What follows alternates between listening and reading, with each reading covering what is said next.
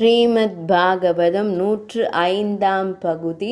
கொஞ்சம் குறும்பு கொஞ்சம் விஷமம். குழந்தைகள் பலராமனும் கிருஷ்ணனும் தவழத் தொடங்கினார்கள்.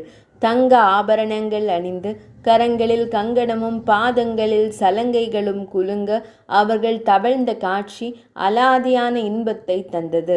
இல்லத்தில் ஒரு பொருளையும் கீழே வைக்க முடியவில்லை. தட்டி கவிழ்த்து கொட்டி கலேபரம் செய்தார்கள். அன்னை யசோதையும் அன்னை ரோஹிணியும் அதை கண்டு ரசித்து சிரித்தார்கள், கொஞ்சி மகிழ்ந்தார்கள். தவழ்ந்த குழந்தைகள் நின்று ஓடத் தொடங்கினார்கள். கோகுலத்தில் இருந்த மற்ற சிறுவர்களுடன் இணைந்து கொண்டு ஓடி பிடித்து விளையாடினார்கள்.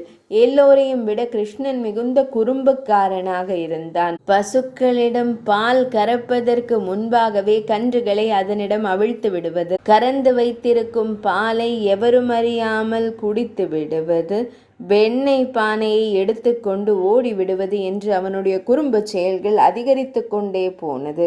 கோபிகைகள் இதை கண்டு அவனை திட்டினால் முகத்தை சோகமாக வைத்து கொண்டு சிணுங்குவான். கண்கள் கலங்குவது போல் தோன்றும். இதை பார்த்ததுமே கோபிகைகளுக்கு மனம் தாழாது. அவனை சமாதானப்படுத்துவதற்காக வெண்ணெயை கை நிறைய அள்ளி தருவார்கள். அப்போது அவன் புன்னகைக்கும் மாய புன்னகையை பார்க்க வேண்டுமே. அடடா, மனம் அப்படியே அவனிடம் திருடு போய்விடும். சரி, அதற்காக எத்தனை தான் பொறுத்து கொள்ள முடியும்? கண்ணனின் சேஷ்டைகள் தாங்காமல் எல்லா கோபிகைகளும் ஒன்று திரண்டு அன்னை யசோதையிடம் போய் கூறினார்கள். யசோதா, உன் பிள்ளை கிருஷ்ணனை கொஞ்சம் கண்டித்து வை. அவனுடைய குறும்புகள் எல்லை மீறி போகின்றன. யாருமில்லாத இல்லத்தில் புகுந்து தயிர் வெண்ணெயை திருடி தின்கிறான்.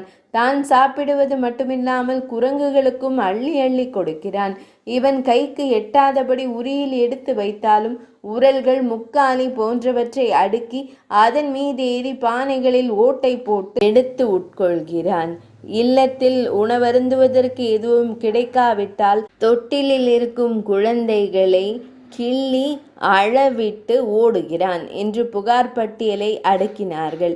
அன்னை யசோதை கோபத்துடன் திரும்பி கிருஷ்ணனை பார்த்தாள். பரம சாதுவாக நின்று கொண்டிருந்தான் கிருஷ்ணன். இந்த சமத்து பிள்ளையா இத்தனை விஷமங்கள் செய்தான்? அன்னை யசோதையால் நம்ப இயலவில்லை. கண்டிக்கிறேன் என்று கூறி கோபிகைகளை அனுப்பிவிட்டாள். 105ஆம் பகுதி நிறைவடைந்தது.